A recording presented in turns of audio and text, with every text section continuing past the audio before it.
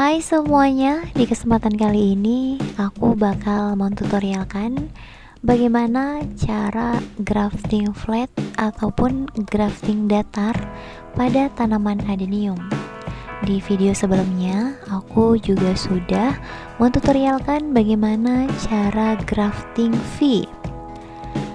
Oke teman-teman semuanya, untuk grafting flat sendiri yang perlu kita siapkan itu adalah batang utama, yang kedua ada pisau lipat, dan yang ketiga ada pengikat. Teman-teman boleh pakai kertas lilin.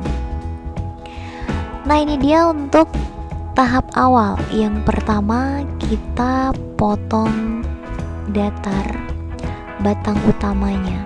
Jadi pemotongannya itu teman-teman lihat kurang lebih 5 cm dari tanah ya teman-teman. Jadi jangan terlalu tinggi, jangan juga terlalu rendah. Jadi kurang lebih bagusnya itu 5 cm dari tanah.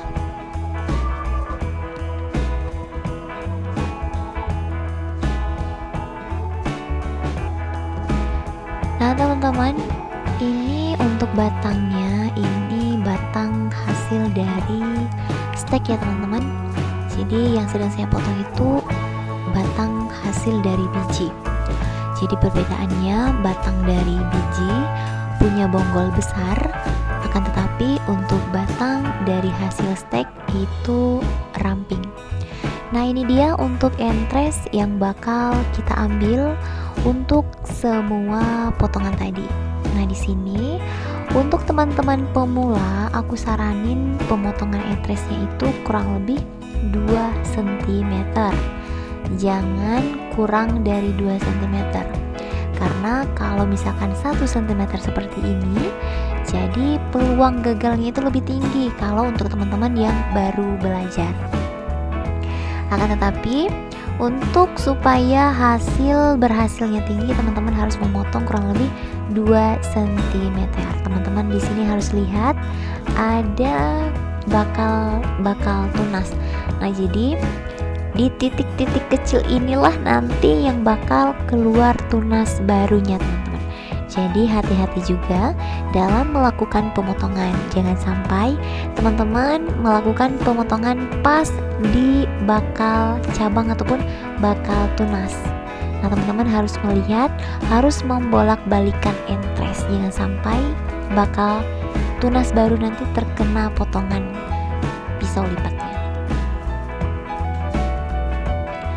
Nah teman-teman, sedikit pengulangan untuk memperbanyak cabang adenium itu bisa dengan grafting. Apa sih manfaat dari grafting sendiri? Nah, jadi untuk manfaat grafting sendiri, kelebihannya adalah tanaman adeniumnya itu cepat berbunga. Nah, jadi ada kelebihan, tentu juga ada kekurangannya teman-teman. Jadi kekurangannya apa? Untuk kekurangannya, apabila belum sampai 6 bulan ataupun 7 bulan, untuk hasil dari grafting sendiri itu beresiko. Misalkan kesenggol, bisa terjadi patah. Terkena hewan yang lewat kesenggol, itu bisa jadi patah. Itu dia untuk kekurangan dari grafting itu sendiri. Tapi untuk kelebihannya apa?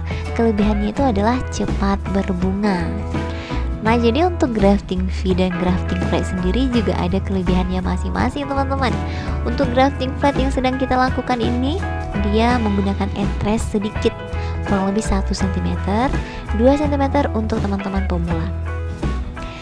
Nah, seperti yang teman-teman lihat, ini dia untuk caranya. Tempatkan entres pas di tengah-tengah batang utama, lalu kita ikat.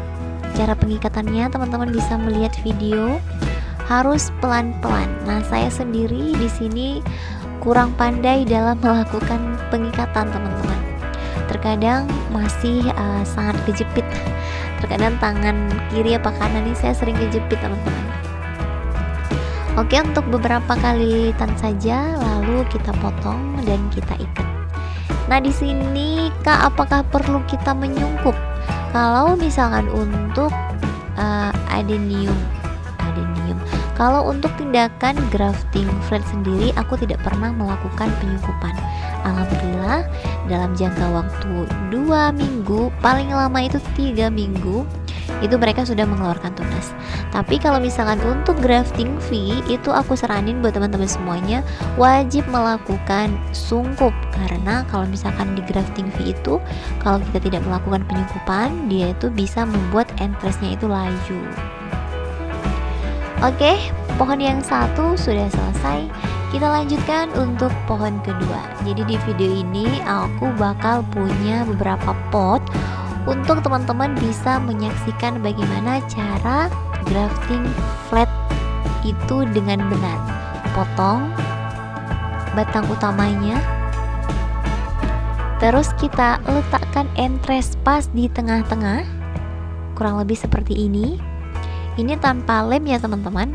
Di next video aku bakal ngasih tutorial bagaimana cara grafting dengan menggunakan lem G. Tapi di sini aku tidak menggunakan lem, tapi dengan melakukan pengikatan. Untuk pengikatannya sendiri, ini kita melakukan sedikit penekanan. Nah, seperti ini. Lalu kita langsung mengikatnya, seperti video yang sedang teman-teman lihat. Untuk pengikatannya sendiri, ini tidak terlalu keras juga, tidak terlalu longgar juga teman-teman. Jadi dirasa-rasa aja ya.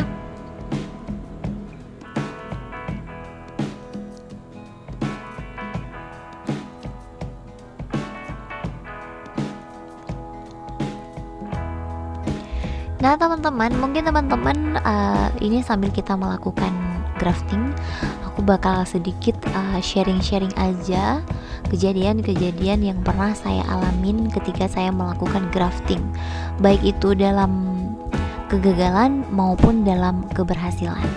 Nah teman-teman, untuk hasil grafting sendiri itu kita bisa melihat dalam waktu 3 hari itu sudah nampak apabila graftingan kita itu berhasil atau tidaknya. Kurang lebih itu 3 hari itu sudah kelihatan. Kak, dari mana sih kita melihatnya? Nah, jadi di 3 hari setelah kita grafting, teman-teman boleh sedikit melakukan penekanan ataupun memegang entres. Jadi apabila graftingan kita itu gagal, itu entresnya itu bakal lembek teman-teman. Akan tetapi kalau misalkan graftingan kita itu berhasil, itu entresnya itu masih keras di 3 hari proses grafting. Jadi teman-teman, walaupun 2 minggu, terkadang itu belum mengeluarkan tunas teman-teman. Nah, jadi di sini yang perlu ditekankan, untuk pertumbuhan adenium itu juga berbeda-beda. Semuanya itu dari unsur media tanam. Terkadang media tanamnya itu kurang subur, terkadang subur. Jadi perkembangannya juga berbeda-beda. Terkadang 2 minggu mereka sudah mengeluarkan tunas, yang kadang sudah berdaun. Akan tetapi terkadang di 3 minggu mereka baru sedikit saja nampak. Jadi kadang itu 4 minggu baru nampak. Jadi itu tidak apa-apa teman-teman. Yang penting entresnya itu masih dalam keadaan keras. Jadi kalau misalkan 4 minggu ataupun 3 minggu entresnya masih dalam keadaan keras, teman-teman jangan melakukan pembukaan ikatan dulu. Biarkan saja sampai bakal tunas baru itu muncul. Oke teman-teman, seperti itu ya kurang lebih.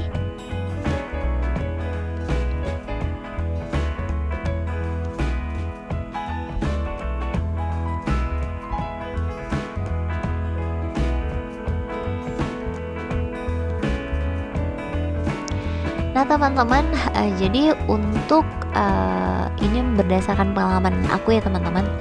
Jadi penyebab gagalnya grafting itu juga masih ada beberapa faktor. Yang pertama, pemilihan entresnya. Jadi entresnya ataupun batang atasnya itu yang kita sambung yang kecil itu, yang 2 cm itu mungkin terlalu muda. Jadi peluang gagalnya itu lebih tinggi kalau misalkan entresnya itu juga terlalu muda.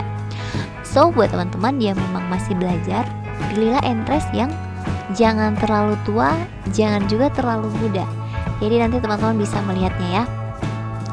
Terus selain pemilihan batang yang terlalu muda, kenapa kadang terjadi kegagalan?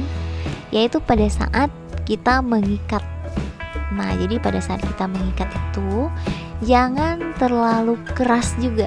Nah, pendekatan ini jangan terlalu ketat juga teman-teman. Karena kalau pas teman-teman memilih batang muda ataupun entres muda itu, dia itu bisa pencok teman-teman, dan peluang gagalnya itu lebih tinggi lagi. Nah, untuk yang ketiga, kenapa grafting kita itu selalu gagal? Itu terjadi karena alat yang kita gunakan itu tidak steril. Contohnya seperti pisau lipat hasil dari pemotongan cabang barusan.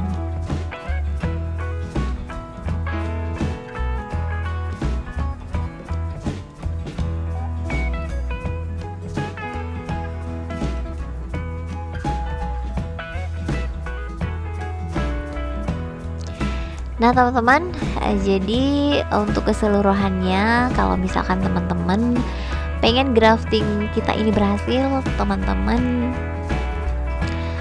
jangan sampai terkena air dulu. Jadi tempatkan hasil dari graftingan ini di area teras, ya kurang lebih sampai mereka benar-benar mengeluarkan tunas. Jadi kalau misalkan teman-teman melakukan penyiraman, itu teman-teman lakukan jangan sampai terkena batang yang kita graf itu. Jadi untuk bagian bawah itu harus hati-hati teman-teman, karena kan si entresnya juga sudah kita ikat, jadi kelembapannya sudah ada. Kalau sampai terkena air lagi, itu keberhasilannya itu lebih kecil daripada kegagalannya teman-teman. Jadi benar-benar harus ditempatkan di area yang kalau misalkan terkena cahaya sinar matahari masih oke. Untuk sinar matahari pagi sekitaran 2 jam 3 jam masih oke. Tapi kalau misalkan untuk hujan itu jangan dulu, itu bakal terjadi pembusukan. Kalau teman-teman tidak percaya, teman-teman boleh mencobanya. Oke teman-teman semuanya, jadi seperti itu saja ya sedikit penjelasan dari aku tentang grafting. Semoga infonya bermanfaat ya. Jangan lupa like, komen, subscribe, bunyikan juga loncengnya, supaya kalau misalkan ada video-video terbaru, teman-teman langsung ada notifikasi dari akunya. Oke teman-teman semuanya, sampai jumpa di next video berikutnya. Bye bye, see you.